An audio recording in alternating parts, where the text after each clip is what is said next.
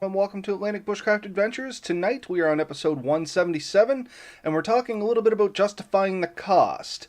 Where this was your topic there, Ben, why don't you walk us into that and give us an idea where you're coming from on this topic?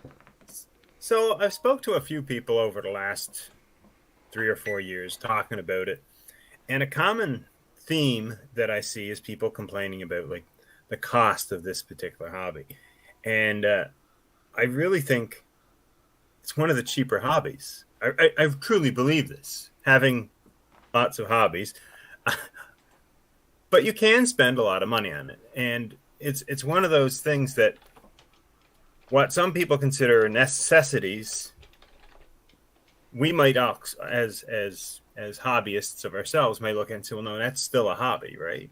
Or that's still the thing you're in.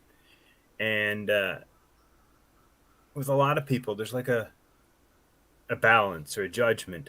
Well, you spend so much money on a tent. Well, yeah, I buy a $300 tent, but I'm going to use it for 10 years. So if you work out the long-term cost of that tent, and I use it, say, 10 times a year for 3 or 4 years, then it cost me $5-6 a use. Like it's pretty cheap. Where let's look at another hobby. I mean, we could choose any number of them. Take hockey for instance. Hockey gear is good for what, 2 to 3 years, depending on it.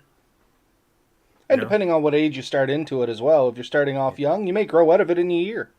Oh yeah, but I mean, I know people are in like their ice time costs quite a few $100s a year. Your gear costs quite a few $100s a year. It adds up. It's not a cheap sport. And as kids, if you're doing tournaments, you're traveling, you're staying in hotel rooms. It doesn't take long. And I actually had a coworker years ago. We chatted about this, and I think he figured he spent over $10,000 in a single year on his kids' hockey.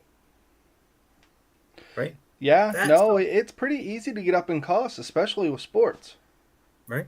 And I had other friends saying, "You think that's bad? You should try dance." I'm like, "What do you mean dance? Like that should be pretty cheap, right?"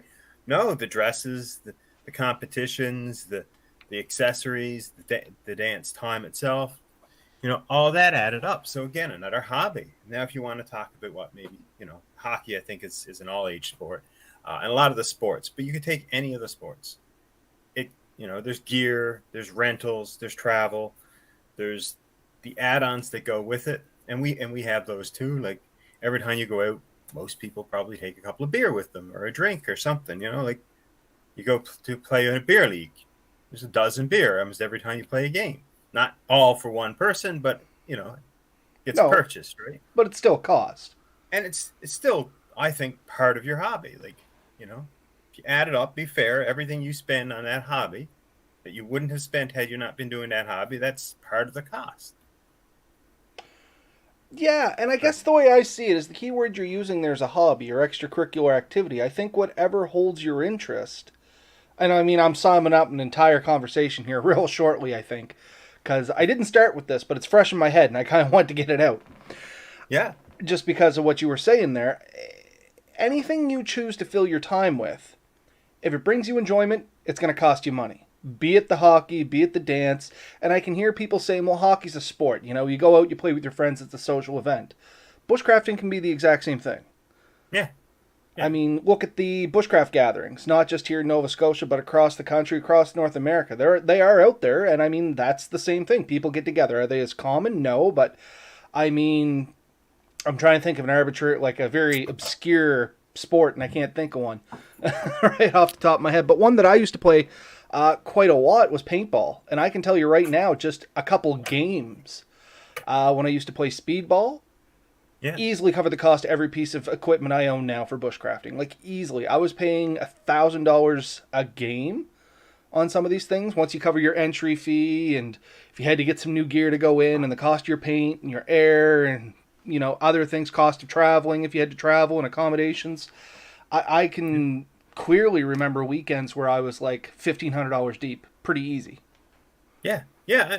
And a lot of these activities, hobbies, whatever you want to call them, they do cost money. And I actually looked it up before the show. I said, what is a reasonable amount? So there's a bit of variance in here, but they say between 10 and 15% of your take-home pay could be expected to be spent towards a hobby. Now they say if you're struggling to make ends meet, you might want to lower that a bit, right? And if you're doing really well, maybe you want to up it a little bit. But as a general guidelines, it's something you might want to consider.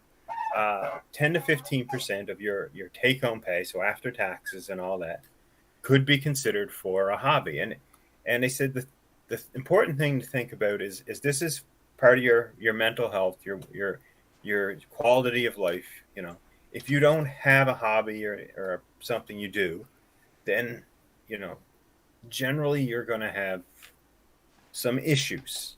I mean, it is an important part of your life, so I strongly recommend that people do have hobbies. Something, it's a release. It's an activity. And to that point, like one of your main things you said there is it's a de-stressor. Yeah, If you had to sink this money, let me back up a little bit more. We've said in numerous episodes in the past that going out is a de-stressor, and it's proven that going out and disconnecting from a lot of stuff, it can potentially rebalance you, help you reset, help you recharge the batteries, for lack of a better explanation. Imagine if you had to spend the cost on doing that in other ways. You know what I mean? Like, we all need to kind of recharge our batteries. We all need to kind of reset and de-stress. However you choose to do that, be it bushcraft, be it hockey, be it going to the pool hall, be it going out for a drink, being whatever your vice. Once again, it's going to take some amount of money. The question becomes at the end of the spending, what do you have left to show for it? So if you get into a lot of these people that, for instance, gambling, or people that drink fairly often, they go partying, that's their thing. Nothing against these people, don't misunderstand. But if that is, your chosen vice to de-stress and detune, whatever, teach their own. Being younger and doing some of that stuff, once again, I can remember spending a couple $100 over the course of a weekend. Pretty yeah. easy. You know what I Oh mean, yeah, Ben? yeah. And It then at might, the end of that weekend, the only thing I had left to show for it was a sore body and a headache on the yeah, best weekends. yeah. I mean, and when you're justifying, you kind of got to look at what am I putting into it and what am I getting out of it. And I think that's with everything in life, right? You can go out and you can buy, let's say, car A and car B. Well, car A is dirt cheap, and it's the bare minimum of what you need to do things. So it gets you from point A to point B. It has virtually no cargo, very little luxury. But say you can buy it for $6,000. It's a car. It works. It's somewhat reliable. It's doable. Or car B, say $40,000 car. It has air conditioning. It has a big trunk. It has extra seats. You can carry your buddies. You know, when you're comparing it, they aren't the same, right? What brings you more? So the more comfortable, bigger capability, able to go places maybe the other one can't. You have to look at it and say that the extra money is worth it if you have it, if you can possibly afford it. What with your hobbies, look at your hobbies. What is it doing for you? If it's giving you all the stress relief and stuff and making it easier for you to go through your day-to-day life, knowing you have those hobbies to look forward to the future, it's probably worth it to an extent, right? Um, but if that hobby is physically or emotionally or is breaking you down in other ways, maybe you have to look at it and say, I'm putting a lot of time and effort into it, and now I can't do anything, right? Mm. And I mean, I'm not picking on a sport, but I'm going to throw one out there because I've seen this. I've seen people who are in these high impact sports like hockey and soccer and stuff who have blown out knees, busted up shoulders, can't do it anymore. Like, they love the sport. It was a passion for them. And some of those guys are getting into bushcraft and they're coming and saying, I can't do. And I miss it. I miss the camaraderie. I miss the teamwork. I miss so much about it, but I can't do it anymore. It's beating me up. So now they're doing the bushcraft because they can do a nice little walk. They can set up a tent. They can throw a fishing line in. It's something that's within their capability. And I'm not going to turn around and say bushcrafting is a very easy sport that anyone can do it. But it can be because It's a you want very to get into the modular rougher stuff. sport. You can. What? It's a very modular sport, depending on Yeah. your skill and what you want to put in. I think it's a I don't safe know way of who's saying it. listening, but anyone who's tried to follow me to the furthest I've gone would realize that can be rough. you I might push myself further than other people, and I'm not the best. I mean, I'm, sometimes I think I am, but I am not. I've met other people that I couldn't follow in the woods, and then there's people who wouldn't follow and couldn't follow me.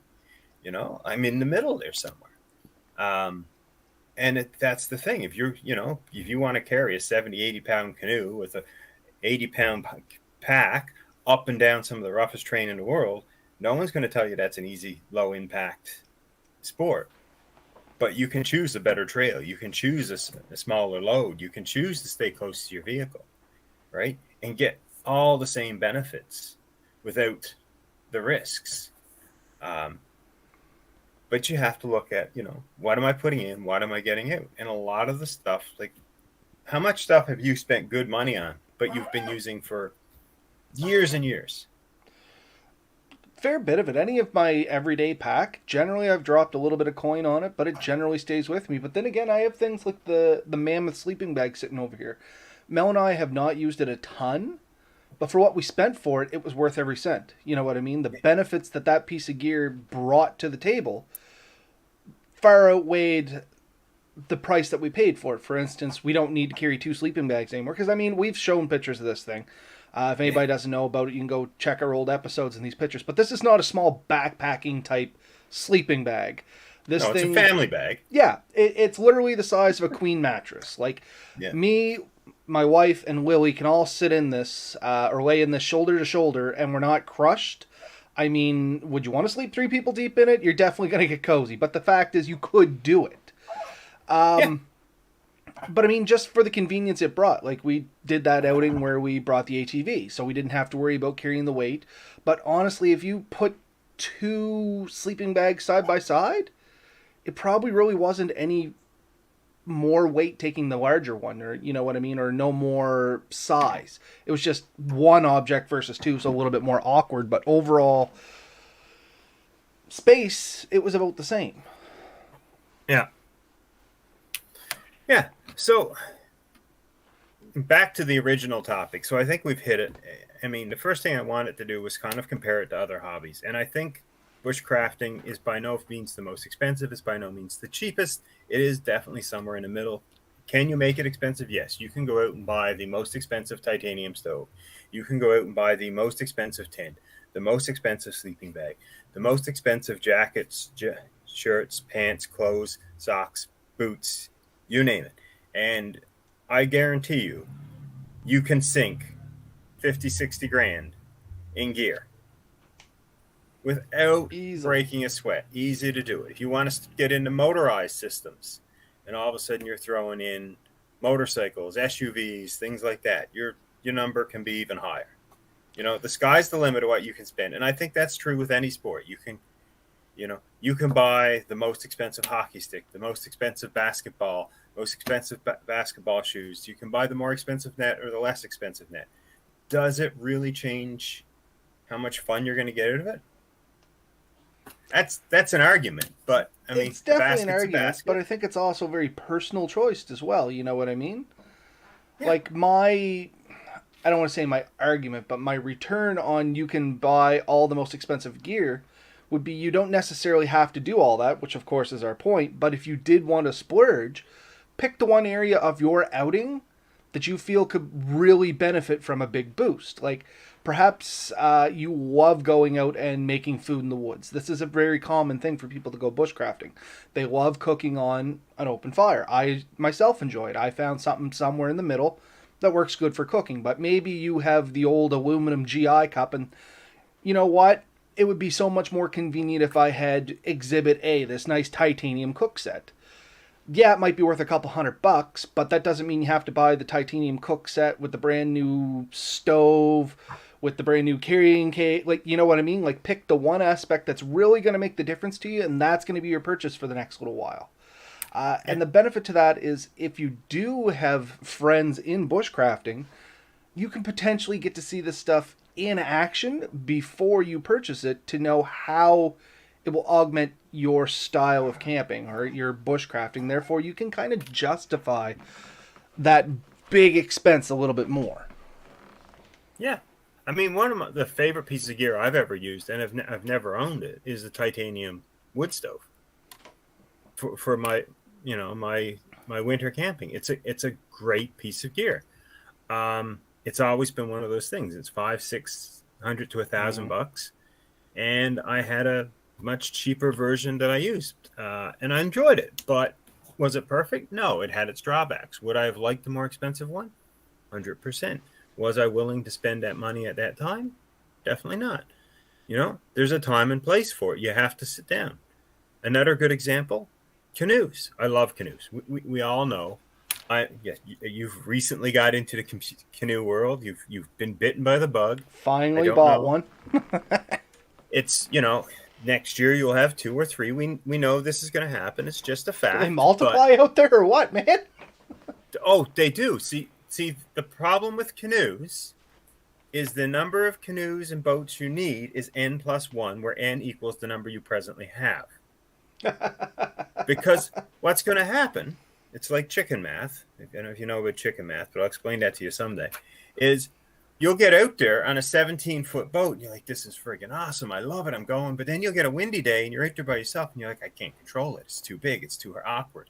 So then you're like, I need a 14-foot. I need a 12-foot.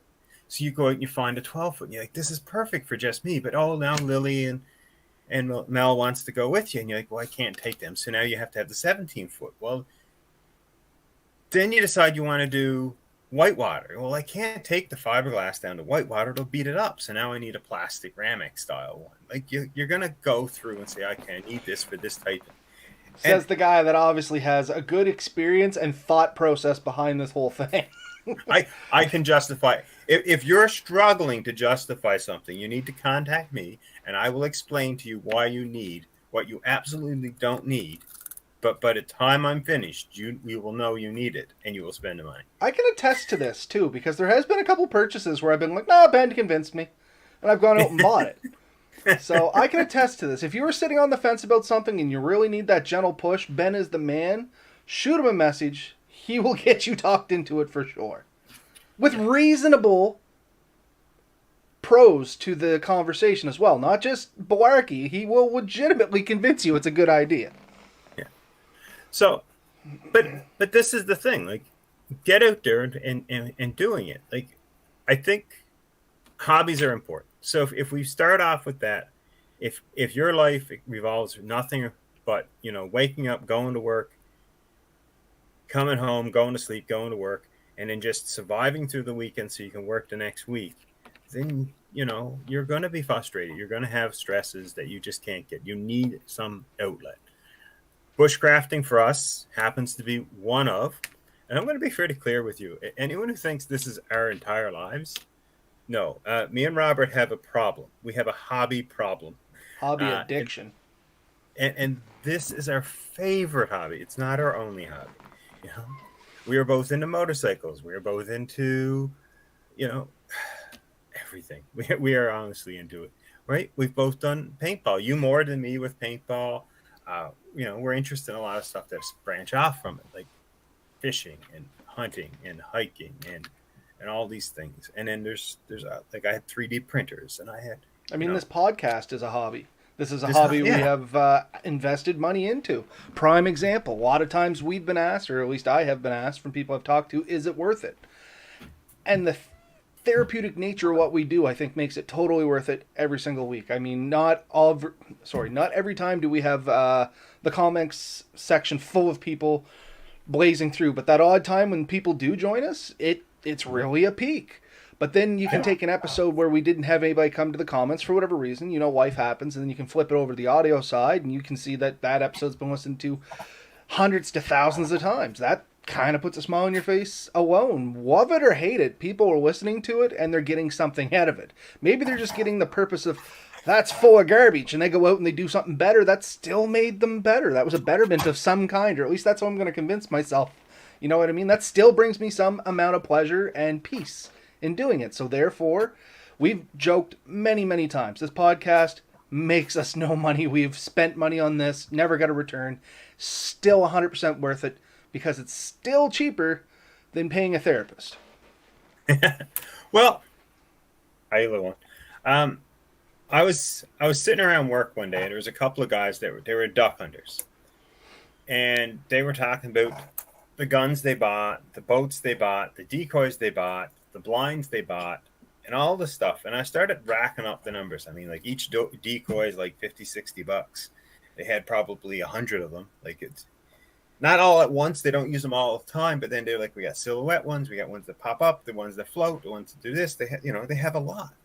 And they had nets and they had all this stuff. And I asked them, I said, like, you probably have $10, $15, $20,000 out there in gear, easy. Easily $10,000, $20,000. I said, how many ducks do you have to get to pay for it all? Because I'm thinking you can go to the grocery store and buy a duck. It's like $8, $12, depending on which. It's not that expensive, right? Maybe a bit more now, but at that time it wasn't. And you know what? They looked at me, one. I just need one. So if they get one duck a year, one goose a year, they're happy as they can be. Didn't matter how much they spent on it. It wasn't about the meat. It was about the time they spent out there, the time they spent learning how to catch that animal, the effort they put in, the camaraderie where they, 4 or 5 of them went out and did it together. And they love it. It's the same thing with this, How many camping trips do you have to take to make that tent worth it? One, right? Everyone after that's just a bonus. No, and that's totally true. And I mean, I totally get that as a hunter myself. I've been asked many a times, why do me and my father-in-law go and sit in our little, what we call the slanty shanty when it's ice cold out and snowing? Because it's fun. And people say, how can that be fun? Because we come back and we're like, oh, it was a chilly day today. We got a chill on us. I guess you don't get it until you get it, if that makes any kind of sense. Everybody has that thing that it's worth it to them. And as long as your hobby, be it bushcraft or whatever, is worth it to you, and it makes you feel good and it relieves that stress, I think it's completely perfect. Maybe just for you individually, as long as it's not hurting anyone. What's the difference? You know what I mean? Hey, Carl, welcome to the show, buddy. I was wondering if anybody was going to pop on. But, yeah, I think, long story short, that's my 2 cents on it. As long as it makes you happy, the justification's there, because it's anything. Another quick example, because I always used to make fun of this feller for it, and I'll leave his name out. When I was younger, there was a fella down where I lived that was really into audio systems. Do you remember when having a car audio, I mean, I know it's still a thing, but it was a real big thing there in the early 2000s, you having these massive audio systems in your car. So this fella had literally a $500 car, and that was maybe being generous, and no word of a lie, between a $12,000 and $13,000 audio system in it. And we're talking early 2000s where money went a little bit more, and a $500 got you a decent car. You know what I mean? So it wasn't a terrible piece of crap, but it wasn't much of a car. It was like a Hyundai Accent or something like that. You know what I mean? But his thing was he just loved putting sound into this car. And to me at the time, it was like, I don't get this. It makes no sense. You have nothing to show at the end of this except a lot of noise.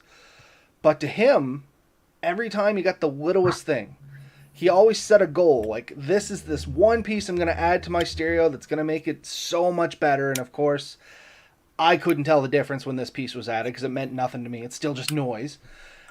But still to him, to this day, he still enjoys it a little bit, not as much as he used to. Don't get me wrong. I think he's reined back the spending since he's gotten a family and stuff like that. But still brings him joy. He can talk about the audio things, like talk circles around me, and I'm a fairly technical, capable person to some degree.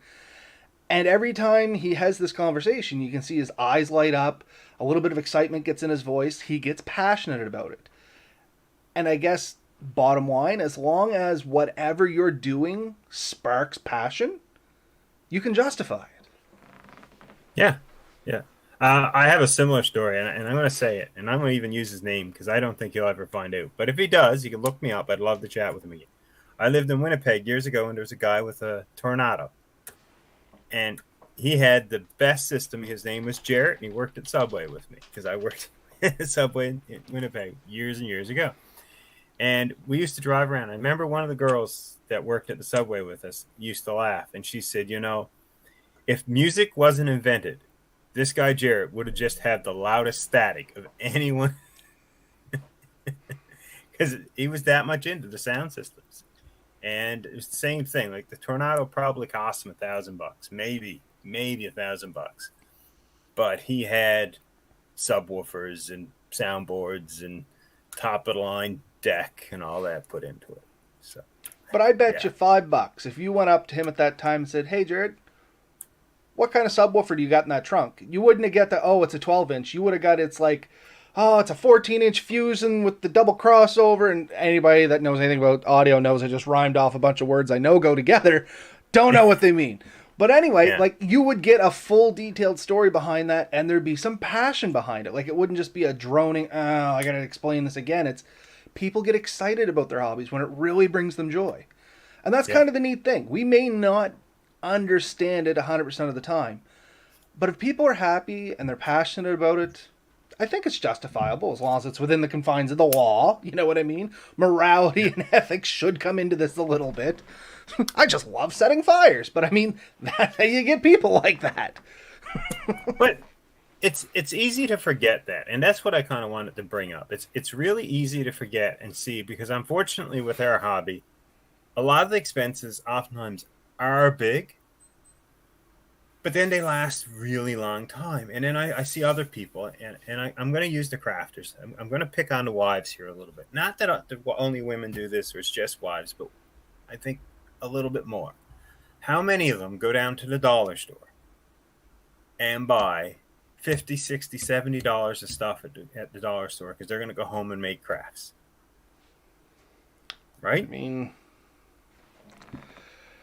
I know several people that would fit into this category. I'm going to Right? leave names out of this because I know they may No, watch God, this at yeah. some point. Not picking on them. I've never. My wife does it sometimes, and I don't begrudge them. But it's real easy to look at it and say, "Well, I only spent $50." Yeah, but you spent $50 last week. You spent it the week before. You spent it the week before that. I spent $500, but I haven't done it in 2, 3 months. We've probably spent the same, but mine was one big purchase. Theirs was a bunch of little ones, and it's a lot easier for a lot of people to justify. It's just then it's you know what I mean? And funny enough, Melissa and I have had this exact conversation several times in the past. Yes, I tend to make more large purchases, but I do them far more infrequently compared to her cheaper purchases more commonly. I don't want to say frequently because that sounds like I'm setting myself up, but I'm going to say more commonly. Yeah, but I think it's reality is a lot of hobbies are like that. And I'm not trying to pick on anyone, No, but not at all. I do know we have listeners out here that follow that that scenario, and I've been there. I've been in that scenario, and it is when you go to your wife and you say, "I want to buy a $2,000 canoe," and they look at you like, "Yeah, nuts," and it's only 34 pounds, and I can take it in rivers and lakes, and you know, it can handle a bit more weight and it can do all these things. And they're like, "Well, what's wrong with the one you got out there?" I'm like, "Well, it weighs 86 pounds and I can't lift it half the time. And I'm worried I'm going to injure myself. And so I don't take it as far and I want to do more." So this opens up doors for me. Mm-hmm. And it is hard to justify because they're like, "Well, you have one." Yeah, but it's not good enough.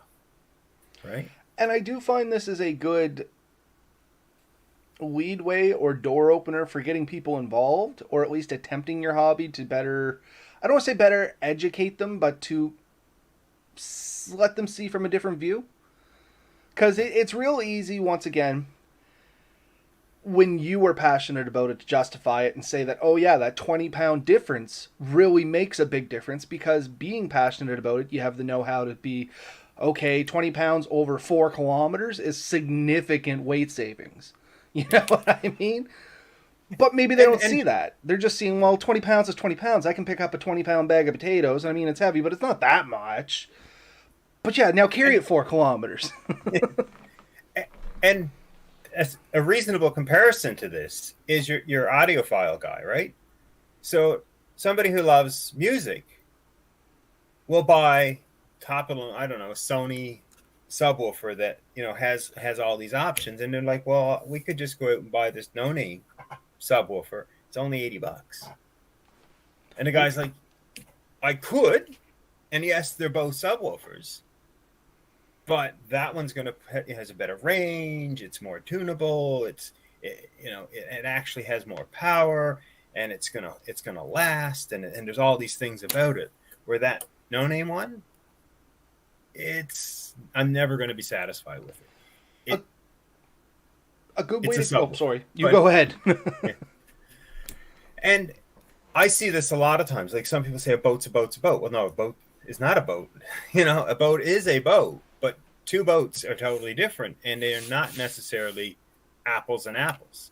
And if you don't know the difference, it's like a lot of things. I mean, if you don't know, if you've only ever tried one apple, and you go to the store and you see a bunch of apples, well, we'll just get an apple.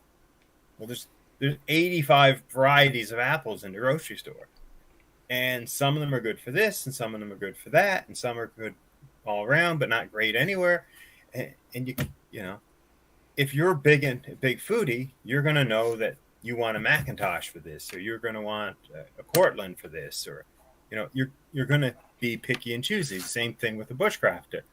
A tent, yes, but some tents can take more wind. Some tents are lighter. Some are easier to set up. Some give me more room. Some will allow me to stand up. Some won't. There's a big difference between them all. So Scott, just from the comments here, going through the same thing with his brother-in-law and nephew. Not much education. There's an element there, but it's more of an enlightenment. And I guess that's a good point. Coming back to that, if people don't understand it, they find it very hard to justify it because they don't see the light at the end of the tunnel or the end goal.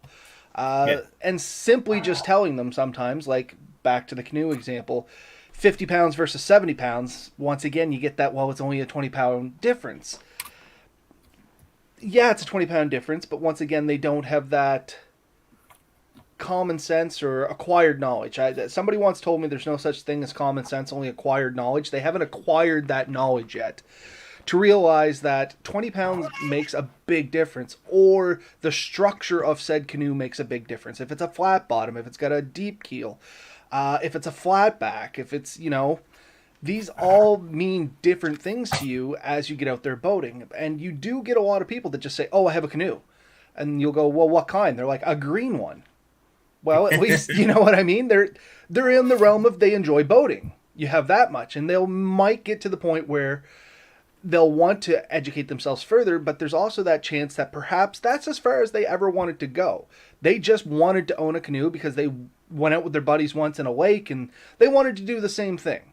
And they got one and they went out and they had fun, but you know what? It didn't have any repeatability to them. That wasn't their thing, which is the other side of this coin as well, is not everybody is going to be as enthusiastic and as passionate about said hobbies. So they may not see the justification in it.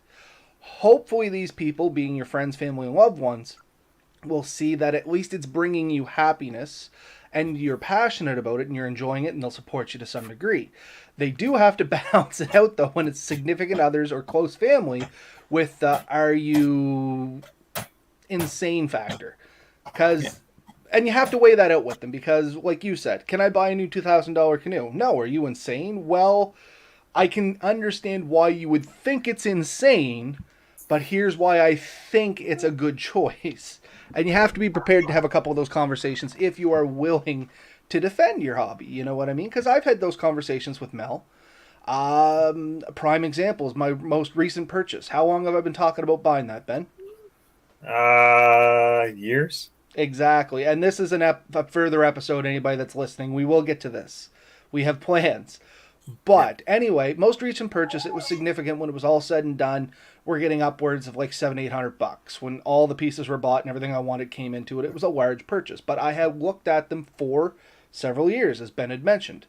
When they came up at the price they did, I literally just, called Melissa, said, look, this is the lowest I've ever seen them. Ben seems to think it's a good deal too. Another fella that was looking at the same product, probably for just as long as I had been, if not longer, and started earlier on the project. So once again, another resource that I pulled that from. Mel knew a little bit about Ben. We were able to be like, all right, if you think it's a good price, we'll do it now, and we'll make it happen. And sometimes that's the conversation you need to have. Don't be scared to have conversations like that either. But at the same time, you have to be very, very respectful of the other person's point of view. You know what I mean? Understandably, they're not going to have the same pool of information because I can guarantee you they didn't sit down in front of their computer for at least several hours a week, every single week, for a couple years figuring things out on this. They just take it at face value, and you have to respect and understand that's as much information as they have. And you don't need to overload them with information either. Keep it to the very key concepts that person's going to understand and appreciate, and hopefully go down that road. Or at least that's what's worked for me, Scott. So, I mean, I think you're similar to me, and we both tend to love to research things. So we find a new hobby, a new interest. I have to know everything about this, and then what are the alternatives? And I need to learn everything about the alternatives, and you have to research the hell out of it. And my wife gets mad at me. She does. She says, "Why are you still watching videos on X?" And it's because I'm not ready yet. Like I need to know that when I make this purchase, because it is a big purchase, and it makes me sick to my stomach to think I'm going to spend $500 or $10,000 on something, and it might not be what I really want. So I really look into it, and then I look around, and I mean, I'll often look for used if used is a viable option for the said item. Not everything is used a good option. Sometimes new and with a warranty makes a big difference. I think the purchase you're talking about, new with a warranty, Was the way to go. makes a very warm and satisfied inside. Other things, it's like, well, if I buy it used, I get it at a quarter of the price. If I break it, I can buy another one. It's not a big deal, right? So, there's a time and place for that, and it's very important. But yeah, that time, like you said, it's other people won't understand it. But I guarantee if you look at them and ask them, well, what do you spend your time and money on? You'll find that they've wasted every bit as much time as you have. A prime recent example, and I'm just pulling examples here for people now because I think that explains the point more than going in circles, is something my wife loves to do is beach yoga. Something I have zero interest in trying is beach yoga. Not because I got anything against beach yoga. It's everything around beach yoga I don't like. I'm not a big fan of salt water. I don't like sand. I don't like salty breezes. You know what? This whole thing is not so great. But weekly she spends a set amount on going to these beach yoga classes, which I think is amazing. Don't get me wrong. I fully support it. I'm not complaining about it at all. But if you add up those lessons or classes through the run of a year, you might come up with, $100, $200. That's one piece of gear that I might get a year out of. And this is the thing that we were talking about between the major purchase versus installment purchases, is the way we've kind of boiled it down to. And there's websites that allow you to do that, and it gives you that ability to be able to make a big purchase and potentially break those down into smaller purchases. That might be another option to justify some of the thing or some of the cost in this. Just don't get yourself trapped by that either. Don't go into things that start getting you interest. Don't start rolling up credit cards. That's not what I'm saying. But I mean, Amazon, for instance, where I made my last purchase, they had an option to make equal payments with zero interest. That's something I took because it made the purchase more manageable at that time. I could have bought it outright, but this gives me a little bit of cushion in case I see something else I might want to go with it or something like that. But that's not... Realistically, though, it gives me a cushion so I'm not dropping a ton of money out. And especially with Amazon, you have that 14-day window. If it wasn't what you wanted, you could potentially return it depending on what you purchased and things like that. So there is options out there that might kind of alleviate some of the costs for you, or at least some of the complications that come with those higher ticket items. But like I said, not advocating to get yourself in debt or anything like that. Be smart about your purchases, of course.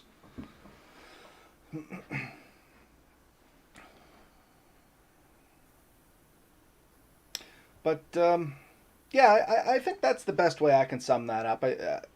Basically, I've been looping around every time, and it comes back to another story. And I think, like I said right from the get-go, it's going to come down to, does it make you happy? If it makes you happy in a ethical and law-abiding way, to cover our liabilities on this, then it's probably justifiable to some degree. You know what I mean? If it's going to make you happy, if it's going to hit your reset button, it chills you out, it lets you recharge, you're going to spend the money somewhere, in all honesty. Yeah. Depending. Like, I mean, look at smokers. And I'm not picking on smokers. I can hear, The massive coughing, eye rolling going on. Okay, sorry. But I mean, truthfully, I smoked one point in my life. I have since given it up, and my motivation for giving it up was if I quit smoking, I can buy a new car in X amount of years. Guess what? Never seen 2 cents of that money go towards a car. The money always finds a way to go where it's going to go. So as long as you can manage the purchases and it brings you happiness, once again, ethically and law abidingly, you can justify it. You know what I Yeah. mean? Or at least that's my take on this. What about you folks out there? What about you, Ben? Does that sound about reasonable? Well, I had a listener just send me a message, and they said, sell the other canoe. Well, thinking back to, I said, it's 34 pounds. And, well, why do you have the 80-pound or the 50-pound one? And I think I mentioned in one point is like, if you're going down a river that's rough, you want the Ramex style, the heavier one, the one that can take the beatings and stuff. And I have, like, you've seen my boat collection. It's what And inspired me to start one of my own. I think the average person would see my boat collection would say something along those lines. You don't need all those boats. But I think you've also seen that I use every one of those boats. I was going to say, you also have a family of 5. Yeah. Yeah, 5 plus a Yes. dog. So you have reasonable grounds to own most of the boats you do. It's, once again, justified in that manner. Could you sell some of them? Yeah. And that's the other thing. Some of this stuff is nothing but equity. Yeah. But I enjoy them and I like them. And I want to say this because I've had this argument before, and it was really interesting when someone said, what's 20 pounds? I said, okay, pick the canoe up, put it on your shoulders. They pick up the heavy one. Look, I did it. Took a lot of effort, didn't it? Now take the light one, put it on your shoulders. That was a lot easier. Now do it 50 times. Hmm. Do it after paddling for 2 hours into the wind to get to the next portage and throw that thing on your back and tell me that 20 pounds isn't infinitely important to you. And it is, at that point, it is so important to you because it weighs a ton and it's hard when you're trying to do it in those situations. And if you're when I first got into this sport, this activity, I really got into the ultralight guys. I did a ton of research before I started spending money on it, and I didn't get deep into it because I said I can't justify the increase. But I bought, and I think you have it now, and you think you've repaired it, but I bought that Sil nylon. So at the time, Sil nylon was the second best material you could buy. The best being Cuban fiber. And the difference in tarps was I could buy a poly tarp or a polyurethane tarp for $50. I could buy a Sil nylon for like 120, or I could buy a Cuban tarp for like $350. They got exponentially more expensive as they went up. And the gains got smaller and smaller, in my point. So the polyurethane probably weighed 2 pounds. The mech probably weighed a pound. The Cuban fiber was half a pound. Their overall coverage was about the same. So, was $200 worth half a pound? For me, most times the answer turned out to be no. Was $120 worth a pound? I went with the middle of the road, right? Like, it was lighter, more compact, easier to travel with. And that raises a real good point. Make sure that the purchase is justifiable in your own mind as well. Going back to the canoe analogy, you might not need to save that 20 pounds if you drive your truck, car, whatever, directly to the boat launch and you just drop it in the water, you paddle around for an hour, come back, and then put it back up on said boat launch. You know what? Maybe the 20 pounds isn't that big a deal to you. But if you were much like Ben and you may paddle for 2-3 hours to portage for 1.5 kilometers, to paddle for an hour, to portage for 500 meters, to paddle for 30 minutes, to portage for 2 kilometers, that 20 pounds is going to mean a lot. Yeah. I mean, there's a big difference between a recreational kayak or a canoe that you use at your cabin, and you go out in the lake and you do some fishing, you come back to the exact same place. You don't care if it weighs a lot. If you're planning on doing the Toby Attic and you're going to go clean across, you want the lightest, most durable canoe you can buy. And, generally you don't get both. You don't get light and durable. You get light or durable. You can't get both. But you do need it to be somewhat good. So you spend the time and what was I saying? Try to find what works best for you. What's the balance, the justification for it? And that was the start. How do you justify it? Make sure you're never spending more than you can actually afford. Do not go out and buy stuff that you really can't afford to have, because unfortunately sometimes that temptation is there. We've both had it. We've both got eyes. The old expression, your eyes are bigger than your stomach. Right? Your eyes are bigger than your wallet. Yeah, it's easy to spend more money than you can afford. And unfortunately, that could mean that your buddy who's not as into it as you are has better gear, but he makes more money than you, and he can afford it. And it's no big deal to him. So spending $500 on a tent really didn't faze him. You've been doing it for years, and now you still have the $120 tent. So what you do is make friends with those people, convince them they need something newer, and you purchase the old stuff for a fraction of the cost, knowing that it's only been used very limitedly. Yeah, for sure. But yeah, so how do you justify it? You justify it by, it is a lifestyle improvement.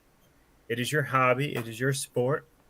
Try to keep it, your overall spending on all your hobbies. If you end up with a lot of hobbies, you can't spend as much onto it. So sometimes you have to look at it and say, do I need 14 hobbies? Can I give up 2 or 3 because they're costing too much? Sometimes you do. You sell off some of the gear for your extra hobbies. You say, I love it. It was a really, really enjoyable hobby. I really enjoyed it. But right now I just can't justify having $5,000 wrapped up into a hobby that I can't spend the time into it. So I'm going to put it all into the 2 or 3 hobbies I really like. So choose the hobbies you like the most. Put your effort into those. Don't spread yourself too thin. That's a really easy thing to do in life. And then spend it on the things you really need. And I think you said it really well.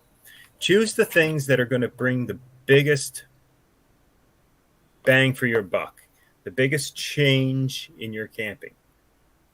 And that is, when you go, what was the worst part of your trip?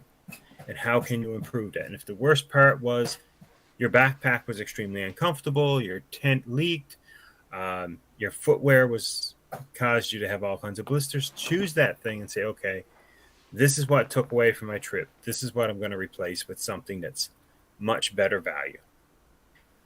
Do that, and then the next trip, figure out what you need to spend your time and effort on. And as slowly and surely, you will spend small amounts of money and end up with a much better end setup. And doing it that way is a lot safer, as Ben was getting to there, because then you're picking and choosing what's actually going to benefit you the way you want to use it. I can go out and buy the top of the line tarp, but if I'm not a tarp camper, there's no point in owning it. Yeah. So a couple comments here from Scott. When we were talking about money, he said you can't take it with us. Born from nothing and still have most of it left. Get it while you can and enjoy it while you can. And that is one thing, the old YOLO adjective, or what's it called? Acronym, I guess. You only live once. That is a thing. Just don't go overboard with it. I mean, don't put anybody at jeopardy. Don't put yourself financially at jeopardy. But there is some truth in that. You can't take it with you. There's no sense in hoarding it without reason, I guess, is the biggest thing. I will give you one. You can't take it with you. But the bank can take it away from you. And that's the thing, right? If you wake up one morning and realize you're not paying your bills and the power company's sitting outside your door looking at you and saying, I got to cut this line, I got to cut your water, I got to cut your services, then you've spent too much, right? Do be reasonable on your expenses, And then a follow-up from Scott on that was, he says, my off-brand pocket stove works every bit as good as the brand name stove for probably around $100 more US. Hate paying for names. And that's the other thing. Don't get roped into name brands. We've said this in the past too. Do your research, see what actually works for what you want it to do. We're back to that top of the line tarp. You can pick the best brand name, the best one on the market, claimed by who everybody, but if you don't use tarps, it's still pointless to you.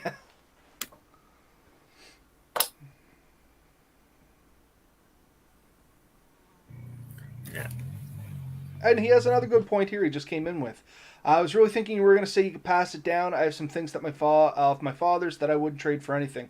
And that's the other thing. Sometimes you'll get to a point making a lot of these little transactions that you will have gear that might benefit somebody else. You can either hand it down to them, as Scott was saying here too, if it's somebody in your family or somebody close to you or somebody you're just really good friends with and you know they're going to appreciate it, you may hand it down to them, or you may benefit some of the bushcrafting the community by selling stuff off that you realized doesn't fit your needs, but it might fit theirs. Yes.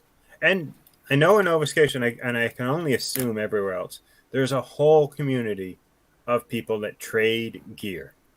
And I've met some of the ones that are probably the most active in it. And they buy and sell gear. And I know guys who bought gear, used it, sold it to someone else, who sold it to someone else, who traded it with someone else, and eventually the original guy ended up with it back. The traveling axe is what you're talking about. That's one of the ones, but it's not the only one. There's a tent that I know was owned by like 8 people at one point over the years. And it was a cool tent. It had a purpose. People wanted to try it. They tried it. It wasn't for everyone. Then the original guy said, I really want to try it again. So he ended up with it back. There's nothing wrong with that, Not at all. Gear swaps are a real thing. Sometimes you just trade out extra gear you have for extra gear other people have. That is the beauty of the bushcraft community, and as Ben said, at least here in Nova Scotia, there's lots of people that are looking to trade or looking to give good used quality stuff a new home. Yeah.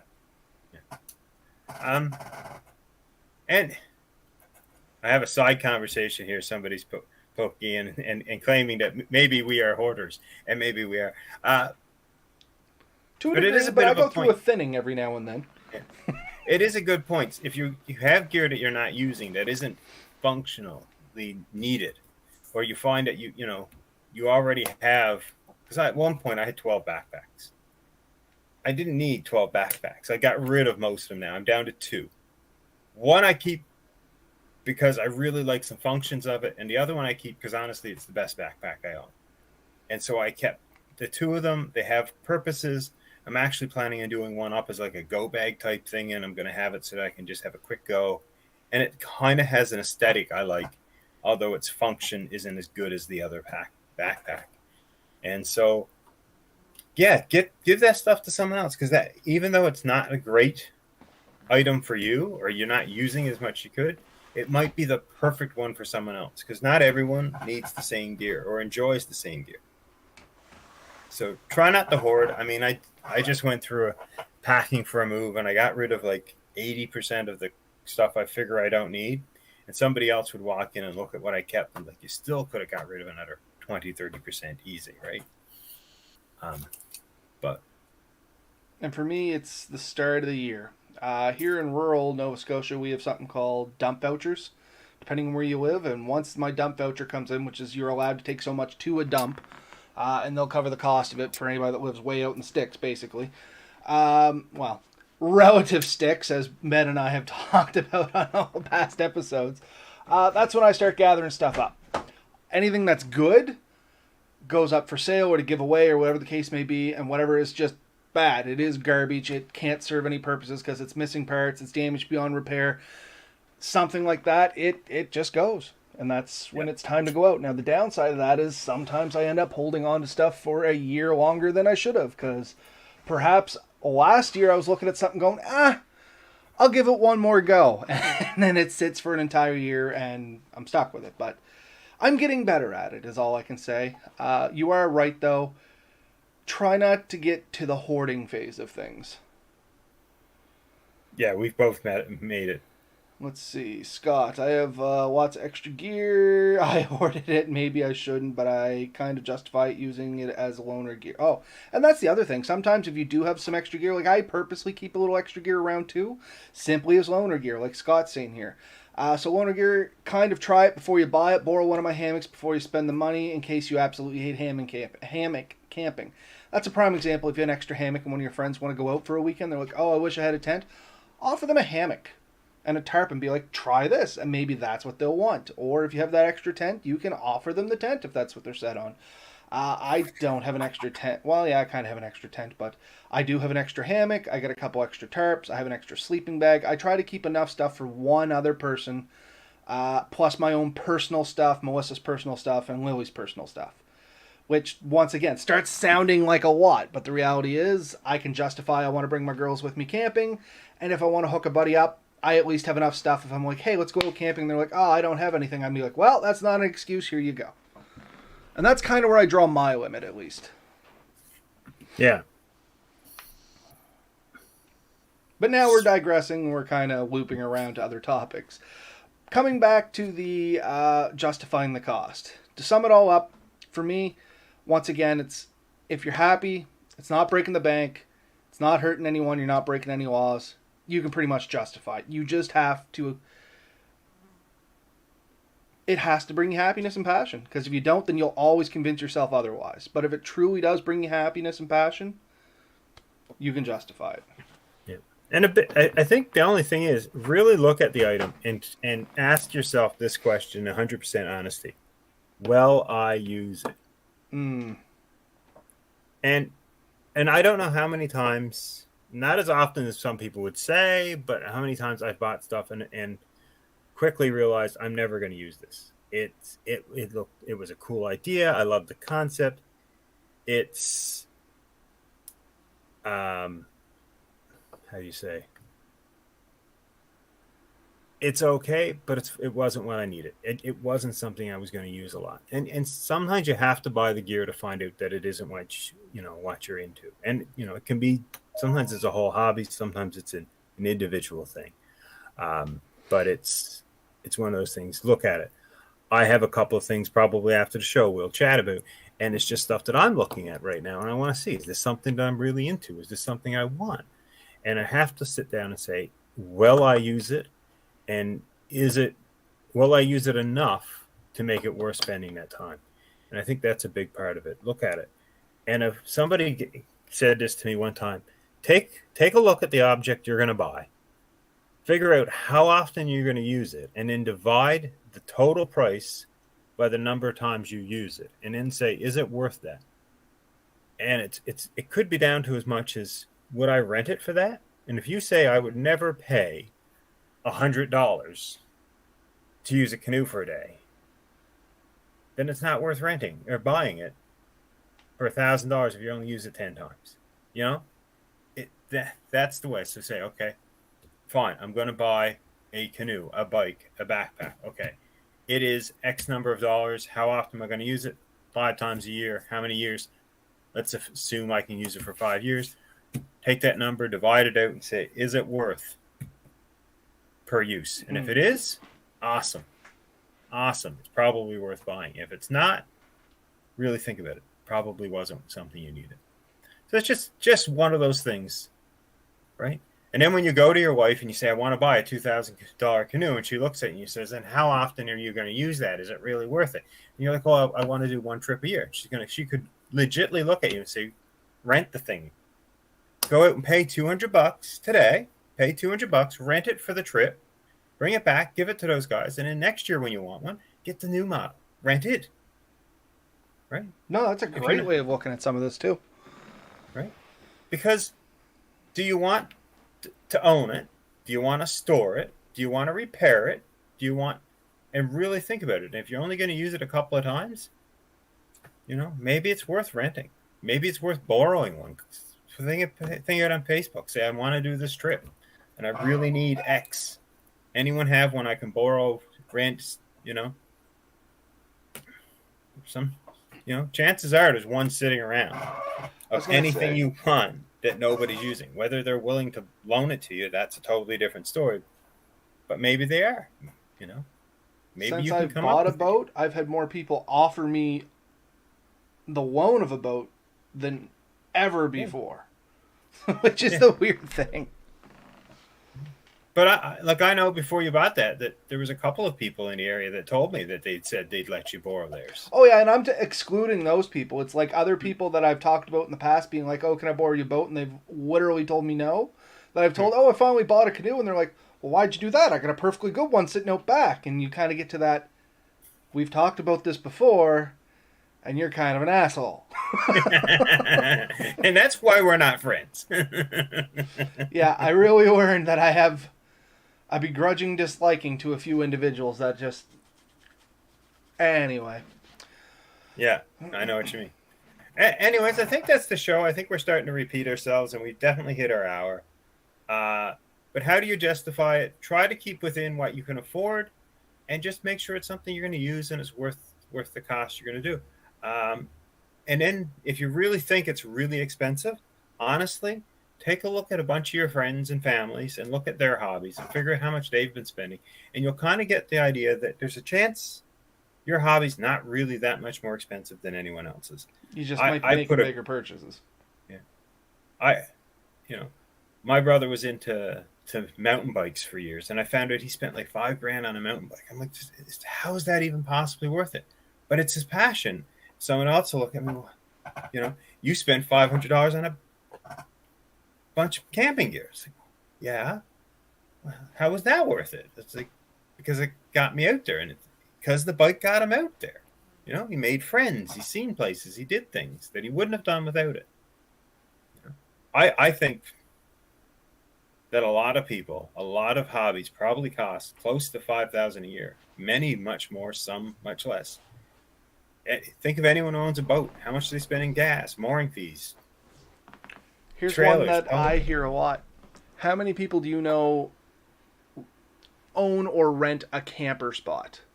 They have Yeah, their own little camper communities. You're paying thousands of dollars a year just in holding that spot for and not to pick on anybody that does the camper thing. That's not the thing about this, but that they enjoy it. Like it is a whole community based thing. You know what I mean?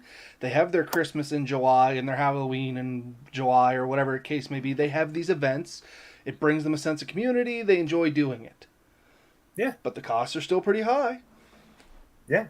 And if that's not your thing, you're going to look at it and think that's ridiculous that they spend that much money on it. But everyone that says that, guarantee you, they have something that you can look at and say, I can't believe you spent that much on a sewing machine. I can't believe you spent that much on alcohol. I can't believe you spent that much on painting your car a funky color or whatever it happens to be in. Like, you know, my wife is into cricket. I'm not complaining. It's a great hobby. She loves it. She makes crafts and stuff. She made all of my decals. She's made stuff for us. We're not complaining. It wasn't cheap, you know, but it brings her happiness and joy. It keeps her, entertained, and it's worth it to her. Everyone has hobbies. Everyone's hobbies will cost a bit of money. I mean, that's just life. Um, I think the important thing is keeping your hobbies to a reasonable number so that you can put the proper time and effort into it. Try to keep focus down on a few and then be somewhat reasonable. As long as you have the room and resources for the gear you have, then you don't have too much. If you don't have the room and resources, probably need to pare down. Or look and see if there's something that can do 2 or 3 tasks well instead of two or three specialized. You know. Um, like I said, I think we've beaten this horse pretty good, nice and dead. I think you've summed it up perfectly. I can't add anything to that. I think you hit all the points right on the head. And like I said, what I'm taking from this is your analogy of take the cost of it, divide it over how many times you're going to use it, and ask yourself, would you rent it for that? That's actually a real great piece of information. I'm probably going to be using that more in the future. It's just a great way of looking at something. Yeah. Not everything can you rent, but most things. So No, but if you could rent item, for instance, like even a backpack. If you were going to use the backpack, like you said, 20, let's say 5 times a year for 5 years, that's 25 times. $100 backpack comes out to, like $4 a use. Would I rent a backpack, a good backpack I wanted, for $4? You're damn right I hell would. yeah. You know what I mean? So, right? But yeah, anyway, I think he summed it up good. We can leave it there. As always, thanks to our guests that came in the comments here. We talked to Carl and Scott a little bit. Anybody out there listening, be sure to check out our live shows, which happen on Wednesday nights currently. You can find us on all our stuff down here, the Facebook, Twitter, Instagram, all that good goofy things. Our website is down there too, atlanticbushcraft.ca. You can get a hold of us there. Or you can just Google us. If you search Atlantic Bushcraft, we are actually one of the first ones that pop up. Go find it. Figure we've been at this for over 2 years, and we're finally starting to get somewhere in the search engines. I think, actually, I've had people check, and they've been really impressed on how well you've set that up. So you're doing great. I don't tell you that enough. Well, Thanks, everyone, for listening. Get back to us. Let us, like you said, it's been a joy. Night, everybody.